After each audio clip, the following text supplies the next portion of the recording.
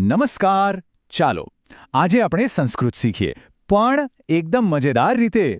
આપણે રોજિંદા જીવનમાં, ખાસ કરીને જમતી વખતે જે વાતચીત કરીએ છીએ, બસ એના દ્વારા જ સંસ્કૃતના નવા શબ્દો અને વાક્યો શીખીશું. તો તૈયાર છો? ચાલો આ રસપ્રદ સફર શરૂ કરીએ. આ ચિત્રને ધ્યાનથી જુઓ. અહીં ભાવેશ અને ચેતના જમવા માટે ભેગા થયા છે. પણ એ લોકો એકબીજા સાથે વાત કેવી રીતે કરે છે? જેમ કે આપણે કોઈને પૂછવું હોય કે શું જમશો, તો એ સંસ્કૃતમાં કેવી રીતે પૂછી શકાય? ચાલો એમની વાતચીત જ સાંભળીએ અને આનો જવાબ શોધી કાઢીએ. તો ચાલો હવે આપણે જોઈએ ભાવેશ અને ચેતનાના ભોજનની વાતચીત. આપણે એમના સંવાદને ધ્યાનથી સાંભળીશું અને સમજવાની કોશિશ કરીશું. તો વાતચીતની શરૂઆત થાય છે. ભાવેશ કહે છે, નમસ્કારઃ. એના જવાબમાં ચેતના પણ કહે છે, નમસ્કારઃ ભાવેશ. અને પછી કહે છે, આગચ્છતુ. આગચ્છતુનો મતલબ થાય છે આવો. પછી એ પૂછે છે, સર્વમ કુશલમ વા?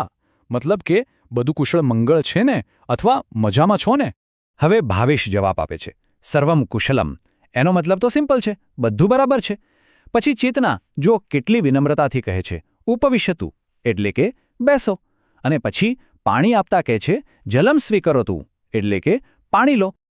પછી મહેમાન ગતિ તો કરવી પડે ને, એટલે ચેતના પૂછે છે, ચાય કોફી? એટલે કે ચા લેશો કે કોફી? પણ ભાવેશને તો બહુ ભૂખ લાગી છે, એટલે એ નમ્રતાથી ના પાડે છે. કિમપી માસ્તુ. આનો મતલબ છે અત્યારે કંઈ નહીં. અને તરત જ કહે છે, ઇદાનીમ ભોજનમ આવશ્યકમ. મતલબ કે હમણાં તો જમવાનું જ જોઈએ છે.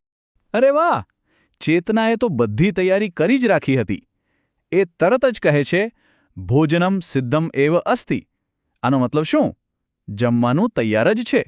અને પછી કહે છે, આસન ગ્રહણમ કરોતુ, એટલે કે તમારી જગ્યા લો અથવા જમવા બેસી જાઓ.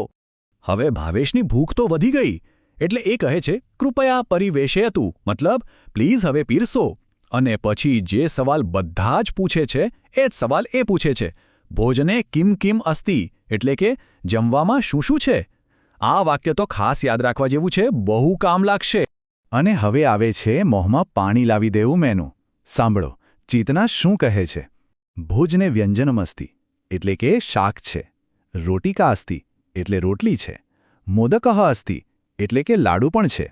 પછી અવલેહઃ અસ્તિ, એટલે અથાણું.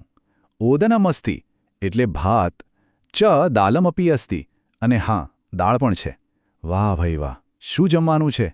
તો આપણે આખી વાતચીત તો સાંભળી, પણ એમાં અમુક શબ્દો એવા હતા જે કદાચ નવા લાગ્યા હશે. તો ચાલો એ જરૂરી શબ્દોનો મતલબ શું થાય છે એ પણ ફટાફટ જોઈ લઈએ. પહેલો શબ્દ છે ઇદાનીમ. યાદ આવ્યું? ભાવેશે કહ્યું હતું, ઇદાનીમ ભોજનમ આવશ્યકમ. તો આ ઇદાનીમનો મતલબ થાય છે અત્યારે, હમણાં. પછી બીજો શબ્દ હતો માસ્તુ. ચેતનાએ જ્યારે ચા કોફીનું પૂછ્યું ત્યારે ભાવેશે શું કહ્યું હતું? કિમ્પી માસ્તુ. તો માસ્તુ એટલે નહીં અથવા રહેવા દો. આ ના કહેવાની એક ખૂબ જ સારી રીત છે. ત્રીજો શબ્દ જે જમવાની થાળીમાં હતો, અવલેહઃ. ચેતનાએ મેનુ ગણાવ્યું ત્યારે આ શબ્દ બોલી હતી, અવલેહઃ, એટલે આપણું સૌનું પ્રિય અથાણું. સહેલું છે ને યાદ રાખવું. અને છેલ્લો શબ્દ છે ઓદનમ. ઓદનમ એટલે રાંધેલા ચોખા, એટલે કે આપણા ભાત. આ પણ ચેતનાની થાળીમાં હતું. ચાલો શબ્દો તો શીખી લીધા, હવે થોડી મજા કરવાનો સમય છે. આપણે જે પણ શીખ્યા એ બરાબર યાદ રહ્યું છે કે નહીં એ ચેક કરવા માટે એક નાનકડી ગેમ રમીએ. ચાલો વાક્ય બનાવીએ. નિયમ એકદમ સિમ્પલ છે. આપણે ચિત્ર જોઈશું, સાચો શબ્દ પસંદ કરીશું અને વાક્ય પૂરું કરીશું. જેમ કે આ ઉદાહરણ જુઓ. અહીં ભોજનની થાળી છે, તો વાક્ય બન્યું, ભોજનમ સિદ્ધમ એવ અસ્તિ. મતલબ કે જમવાનું તૈયાર છે. સહેલું છે ને? ઓકે, તો હવે સાથે મળીને એક ટ્રાય કરીએ. જુઓ આ ગ્લાસમાં શું છે એના પરથી વાક્ય પૂરું કરો. વાક્ય છે કિંચિત ખાલી જગ્યા આવશ્યકમ, એટલે કે થોડુંક ખાલી જગ્યા જોઈએ છે. અને ઓપ્શન્સ છે તક્રમ, દુગ્ધમ કે જલમ. વિચારો તો શું આવશે? બરાબર, સાચો જવાબ છે તક્રમ, એટલે કે છાશ. ખૂબ સરસ. હવે ધારો કે તમારે કોઈને પૂછવું હોય તો, જેમ કે છાશ જોઈએ છે, તો આ વાક્ય તક્રમ આવશ્યકમની પાછળ ખાલી શું લગાવવાનું? વિચારો, ખાલી એક જ શબ્દ વા. તો આખું વાક્ય બનશે તક્રમ આવશ્યકમ વા. જોયું? સંસ્કૃતમાં સવાલ પૂછવો કેટલો સહેલો છે. ચાલો, અત્યાર સુધી તો બહુ સરસ કર્યું. હવે તમારો વારો છે.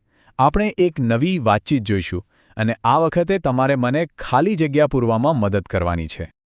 તો હવે સ્ક્રીન પર જુઓ. અહીં એક માતા અને પુત્રી વચ્ચે વાતચીત ચાલી રહી છે. હું માતાના વાક્યો બોલીશ અને આપણે સાથે મળીને વિચારીશું કે પુત્રીના જવાબમાં શું આવી શકે. શરૂઆત થાય છે. માતા કહે છે, ઉપવિશતુ, જલમ સ્વીકરોતુ, એટલે કે બેસ, પાણી પી લે. પુત્રી કહે છે, ધન્યવાદઃ. પછી માતા પૂછે છે, કિંચિત તક્રમ આવશ્યકમ વા, મતલબ કે થોડી છાશ જોઈએ છે. હવે વિચારો, જો પુત્રીને છાશ જોઈતી હોય તો એ શું કહેશે? એ કહી શકે, દદાતુ. દદાતુનો મતલબ થાય છે આપો. અને જો ના જોઈતી હોય તો કહેશે માસ્તુ. વાહ, ખૂબ જ સરસ. આપણે આજે ઘણું બધું શીખી લીધું. તો ચાલો આપણે એકદમ ફટાફટ રિવાઇઝ કરી લઈએ કે આજે આપણે શું શું શીખ્યા. તો આજે આપણે શું શીખ્યા? સૌથી પહેલાં તો નમસ્કારઃ કહીને અભિવાદન કરતા શીખ્યા. પછી કોઈને પાણી કે ભોજન આપવું હોય તો કેવી રીતે કહેવાય એ શીખ્યા. આપણે ભોજનની કેટલીક વસ્તુઓના નામ પણ જાણ્યા, જેમ કે ઓદનમ એટલે ભાત, અવલેહઃ એટલે અથાણું. અને હા, સૌથી મહત્વનું, કોઈપણ વાક્યની પાછળ વા લગાવીને સવાલ કેવી રીતે બનાવાય એ પણ શીખ્યા. અને હવે જતા પહેલાં તમારા માટે એક નાનકડો સવાલ. આજે આપણે જે પણ શીખ્યા એનો ઉપયોગ કરીને તમે તમારા જમવા વિશે સંસ્કૃતમાં શું બોલી શકો? જેમ કે આજે જમવામાં શું છે એ સંસ્કૃતમાં કહેવાની કોશિશ કરજો. મજા આવશે.